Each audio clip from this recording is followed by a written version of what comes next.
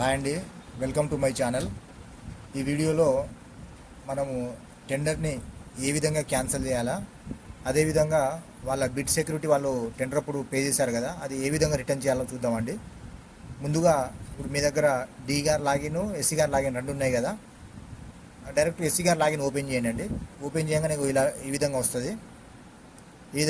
ఇందులో వచ్చేసి initiation of core agenda మీద క్లిక్ చేయండి.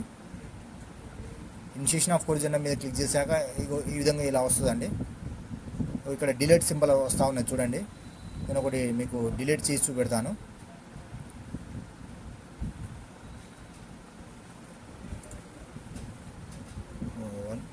డిలీట్ అని కొట్టానండి.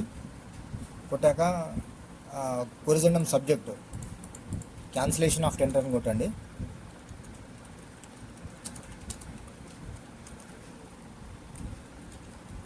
రిమార్క్స్ కూడా same cancellation of tender. Reasons వచ్చేసి డిపార్ట్మెంట్ అడ్మినిస్ట్రేటివ్ రీజన్స్ అని పెట్టండి.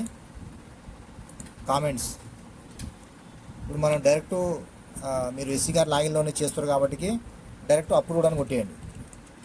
అదే డి గారు లాగిన్లో చేస్తే మళ్ళా ఫార్వర్డెడ్ టు ఎస్సీ గారి సబ్మిటెడ్ ఫర్ అప్రూవల్ అని చెప్పేసి ఎస్సీ గారు లాగిన్ ఫార్వర్డ్ చేస్తారు. మీరు డైరెక్ట్ ఎస్సీ గారు లాగిన్లోనే చేస్తున్నారు కాబట్టి అప్రూవ్డ్ అని కొట్టేయండి. ఇక్కడ చూడండి, అప్రూవ్ అని కొట్టుకున్నాం. Are you sure want to reject cancel this tender అంటే ఓకే అని క్లిక్ చేయండి. ఓకే అండి, tender deleted successfully and so అని వచ్చేసింది. ఆ టెండర్ డిలీట్ అయిపోయిందండి.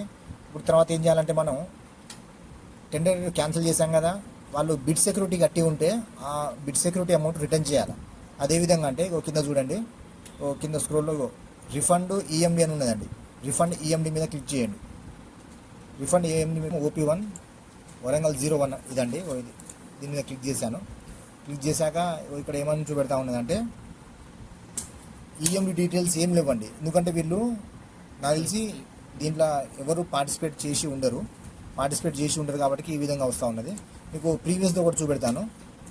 ఇది STN01 అని పాతదండి. ఇది ఒకసారి ఓపెన్ చేయండి. ఇలా వస్తుంది. ఇలా వస్తే ఇక్కడ V1 కనబడతా ఉంది కదా, ఎందుకంటే ఆల్రెడీ రిటర్న్ చేశారు కాబట్టి V1 కనబడతా ఉంది. లేకుంటే వాళ్ళు కనుక ఆన్లైన్లో బిడ్ సెక్యూరిటీ కట్టి ఉంటే రిటర్న్ అని వస్తుందండి. రిటర్న్ మీద క్లిక్ చేయండి. దాని తర్వాత ఇక్కడ ఇలా వస్తుంది. ఇక్కడ మనం సెలెక్ట్ చేసుకునేది ఉంటుందండి. అది సెలెక్ట్ చేసి రిటర్న్ అని కొట్టండి. రిటర్న్ కొట్టాక ఇంకో స్టెప్ వస్తుంది. అది కొట్టాక వాళ్ళు బిడ్ సెక్యూరిటీ అప్పుడు ఏ అకౌంట్ డీటెయిల్స్ అయితే ఇచ్చారో అందులోకి రిటర్న్ వెళ్ళిపోతాయండి. That's it. ఈ వీడియో అంతా చూశాక ఒకసారి లైక్ ఇచ్చి కింద కామెంట్ చేయండి అండి. ఈ ఛానల్ని అట్లనే సబ్స్క్రైబ్ చేసుకోండి.